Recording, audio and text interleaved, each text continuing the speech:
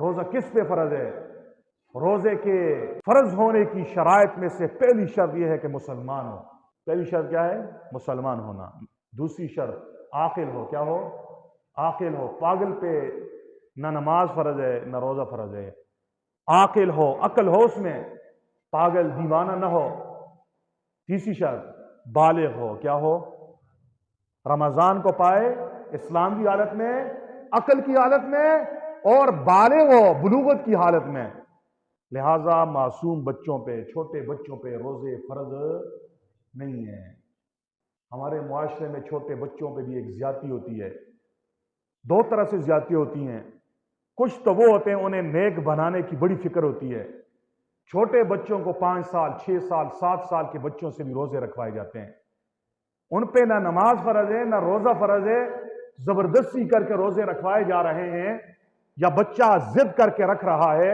اس بچے کی صحت تباہ ہو جائے گی، اس کے گردے فیل ہو جائیں گے۔ ہماری شریعت میں ہر چیز کا خیال ہے۔ اس بچے پہ، معصوم پہ روزے فرض نہیں ہے، لہذا اس سے نہ رکھو۔ دوسری طرف سے کچھ اپنے بچوں پہ اتنے مہربان ہوتے ہیں، اس کا بچہ بلوغت کی سرحد کے قریب پہنچ چکا ہے، بالغ نہیں ہے، قریب البلوغ ہے، پھر بھی اسے روزہ رکھنے سے منع کرتے ہیں کہ اس کا رنگ کالا ہو جائے گا، یہ کمزور ہو جائے گا، اگلے سال اس پہ روزے فرض ہوں گے۔ تو ایک مرتبہ یکدم فوراً 30 روزے کیسے رکھے گا جب اس کی عادت نہیں ہے؟ اس لیے چھوٹے بچوں سے، بالکل چھوٹے بچوں سے روزے مت رکھواؤ۔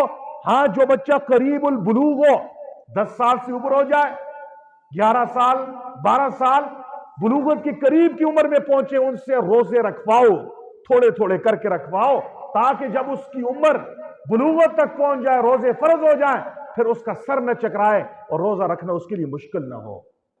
تو روزے فرض ہیں، لیکن کس پر فرض ہیں؟ نمبر 1، پہلی شرط کیا ہے؟ مسلمان ہو۔ نمبر 2، عاقل ہو۔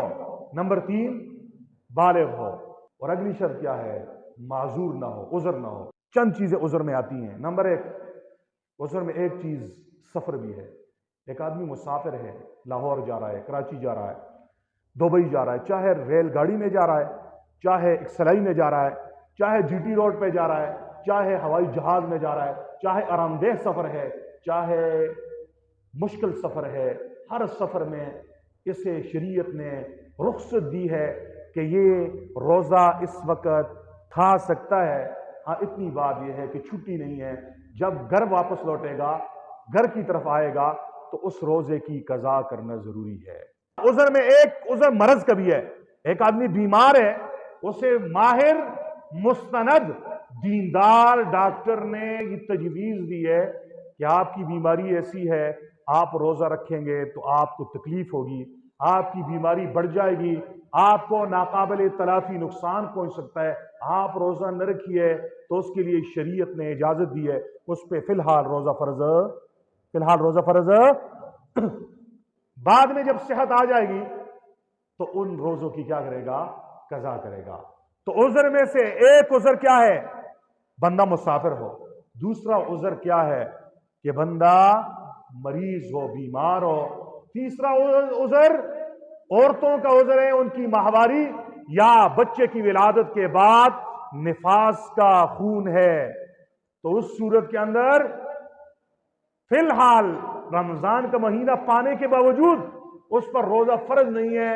جب حیض اور نفاس سے پاک ہوگی، غسل کرے گی، اس کے بعد ان روزوں کی قضا کرے گی۔ ان کے ساتھ معاملہ بڑا آسان ہے، ان کو ان دنوں میں وہی رمضان والا ثواب ملے گا۔